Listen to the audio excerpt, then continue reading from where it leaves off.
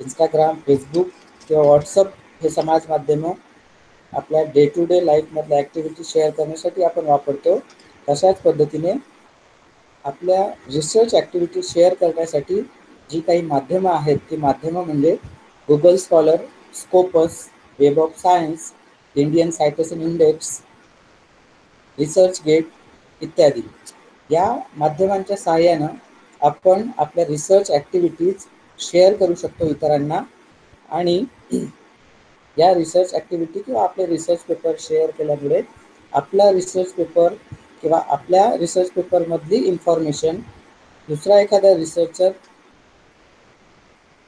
त्याच्या रिसर्चसाठी वापरत असेल, तो आपला रिसर्च पेपर साईट करत असेल किंवा रेफरन्स म्हणून घेत असेल, तर आपल्याला आपला सायटेशन स्कोअर किंवा आपला सायटेशन इंडेक्स त्याच्यामुळे वाढतो.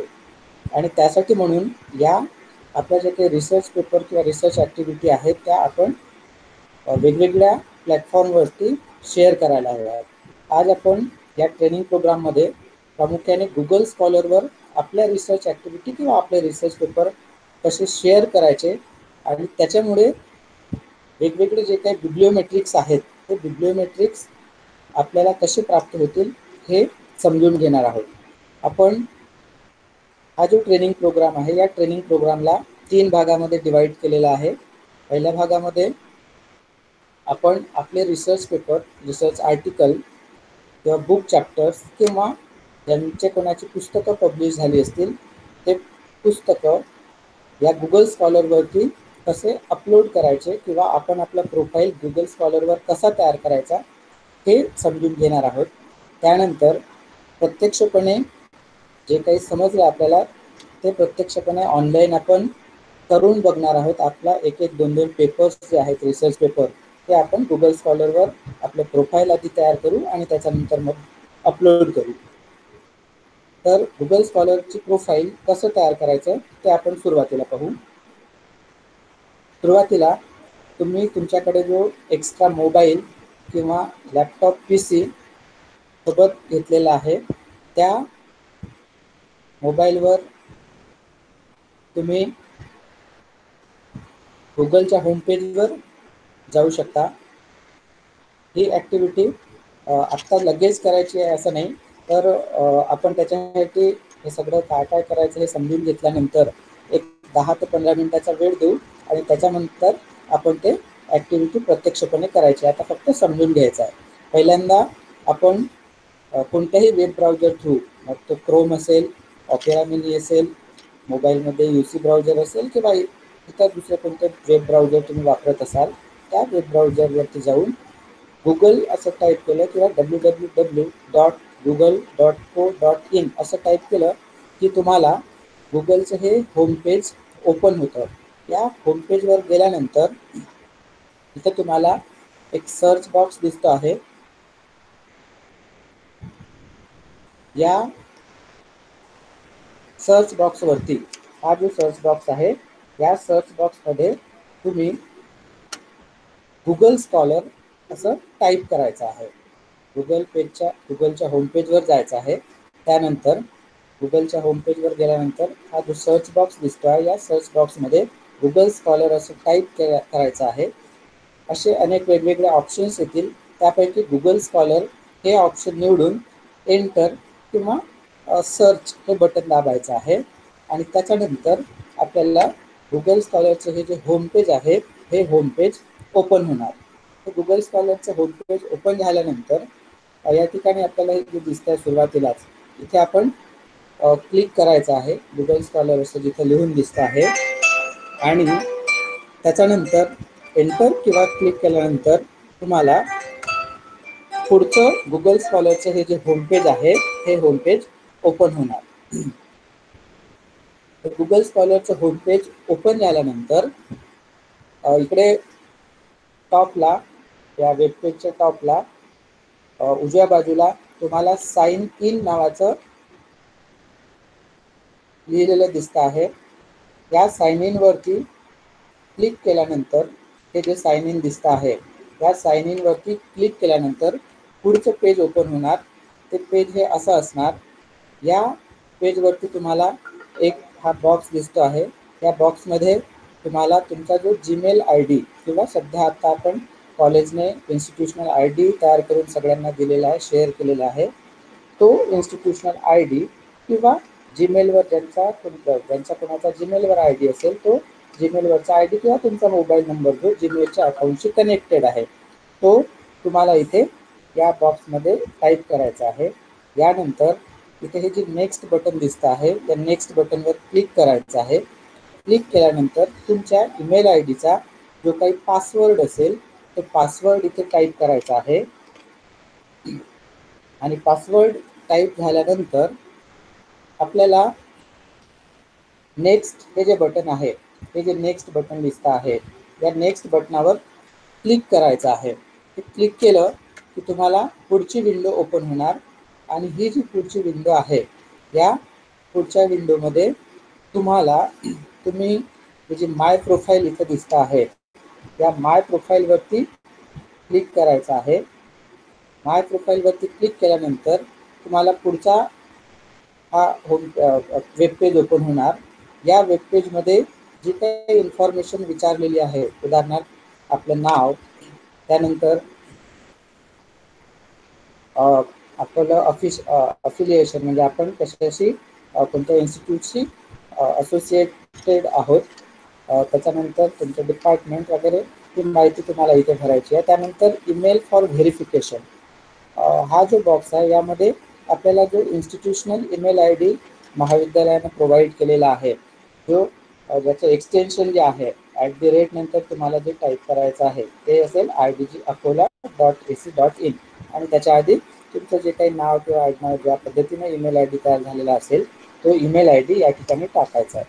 त्याच्यानंतर एरिया ऑफ इंटरेस्ट या ठिकाणी तुमच्या संबंधित विषयाचं जे काही तुमचं स्पेशलायझेशन असेल, म्हणजे फॉर एक्झाम्पल जर लिटरेचरमध्ये गेलं तर ब्लॅक लिटरेचर किंवा इंडियन कंटेम्पररी लिटरेचर किंवा साठोत्तरी मराठी साहित्य मराठीसाठी किंवा जे काही तुमचं स्पेशलायझेशन असेल न्यूट्रिशन डायटिक्स वगैरे वगैरे ते इथे टाईप करायचं आहे. त्याच्यानंतर पुढच्या बॉक्समध्ये आपल्या कॉलेजचं जो काही वेबसाईट आहे त्या वेबसाईटचं तुम्ही इथे ॲड्रेस टाकू शकता. हे ऑप्शनल आहे, टाकलं तरी चालतं, नाही टाईप केलं तरी चालतं.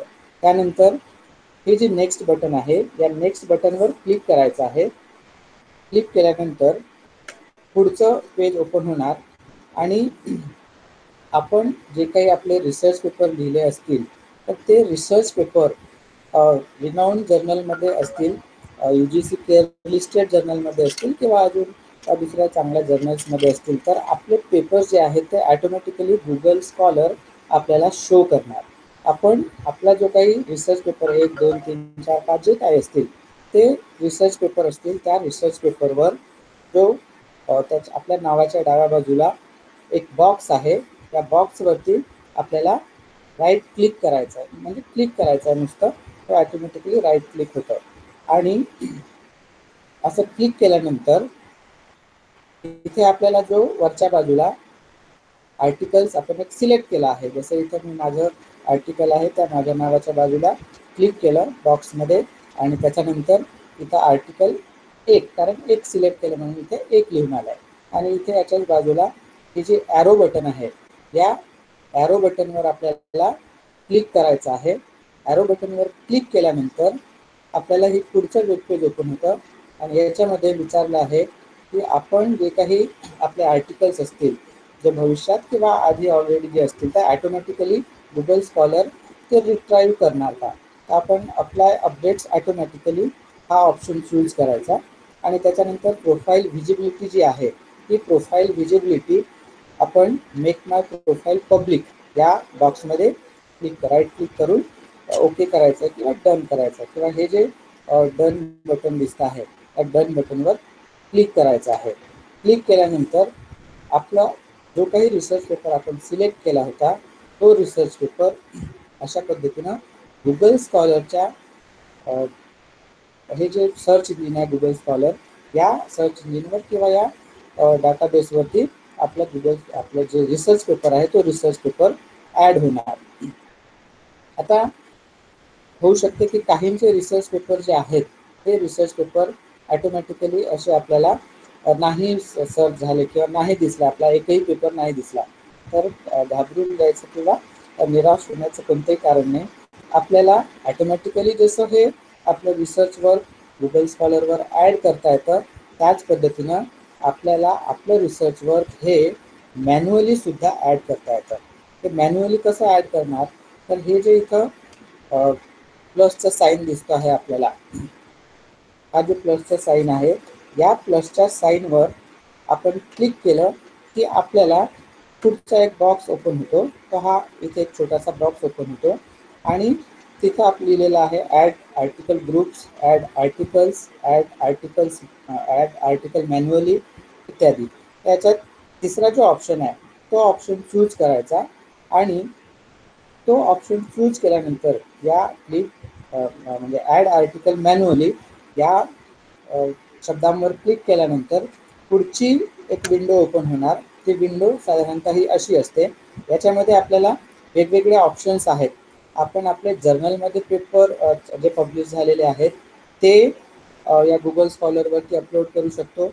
आपण काही कॉन्फरन्सेस, इंटरनॅशनल, नॅशनल, स्टेट लेवलच्या काही कॉन्फरन्सेस असतील, त्या कॉन्फरन्सेस आपण अटेंड केलेल्या असतील, त्या कॉन्फरन्सेसमधले पेपर आपण या गुगल स्कॉलरवरती अपलोड करू शकतो. आपण एखादं जे काही एडिटेड बुक असेल त्या बुकमधलं मध्ये आपलं काही योगदान असेल, म्हणजे आपण एखादं एक आर्टिकल किंवा चॅप्टर लिहिला असेल तर तो सुद्धा आपल्याला इथं ॲड करता येतं. किंवा आपलं एखादं बुक पब्लिश झालं असेल तर ते बुकसुद्धा आपल्याला इथं अपलोड करता येते. इवन ज्यांची PhD झालेली आहे किंवा ज्यांचं MPhil झालेलं आहे त्याचे जे डिझर्टेशन थेसिस वगैरे जे आहेत ते सुद्धा आपल्याला इथं अपलोड करता येतात. अशा पद्धतीने आपण हे जे काही वेगवेगळे आपले रिसर्च मटेरियल आहे ते आपण अपलोड करू शकतो. अपलोड करताना तुम्हाला ही जी माहिती इथं विचारलेली आहे गुगल स्कॉलरकडून, त्याच्यामध्ये आपल्याला टायटल हे टाईप करायचं आहे, आपल्या रिसर्च पेपरचं काय आहे, ऑथरचं नाव टाईप करायचं आहे. त्या पद्धतीनं आपण रिसर्च पेपर लिहिताना आपण नाव आपलं लिहितो.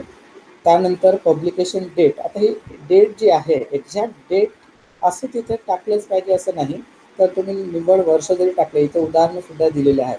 म्हणजे नुसतं 2000 इथे जसं आता 2008/12 म्हणजे डिसेंबरमध्ये पब्लिश झालं किंवा इथं डेट पण दिली आहे. तर अशा या तिन्ही फॉर्मॅटमध्ये म्हणजे नुसतं वर्ष जरी टाकलं तरीसुद्धा आपण पुढच्या बॉक्समध्ये नंतर जो पेपर जर्नलमधला असेल तर जर्नलचं नाव, त्याच्यानंतर ते व्हॉल्यूम कितवं होतं, त्यानंतर तो इश्यू कोणता होता आणि त्यानंतर तुमचं जे काही रिसर्च आर्टिकल आहे तो रिसर्च आर्टिकलचा पेज नंबर त्या जर्नलमध्ये काय आहे ते आपण इथं टाईप करणार. आणि त्याच्यानंतर पुढे पब्लिशर कोण आहे त्या रिसर्च जर्नलचा, ही सगळी माहिती फिल केल्यानंतर तिथे वरच्या बाजूला जो राईट असा या बॉक्समध्ये राईटचं एक साईन आहे, या साईनवरती किंवा या सिम्बॉलवरती क्लिक करायचं आहे. सगळे फिल केल्यानंतर सगळे जे काही बॉक्सेस आहेत हे सगळे बॉक्सेस फिल केल्यानंतर या राईटच्या बॉक्सवरती क्लिक करायचं आहे. इथं क्लिक केल्यानंतर आपल्याला आपला जो रिसर्च पेपर आहे, आधी माझा रिसर्च पेपर हा एक इथं होता, आधी दिसत होता, त्याच्यानंतर आता ही 2, कारण ही दुसरी एक एक मॅन्युअली मी इथं ॲड करत गेलो आहे. सर स्पीड खूप होते आम्हाला. अच्छा, नाही मॅडम, आपण जेव्हा प्रत्यक्षपणे करणार आहात हा तेव्हा हा. आपण ही जी एक स्लाइड आहे ती पुन्हा दाखवली जाणार आहे तुम्हाला.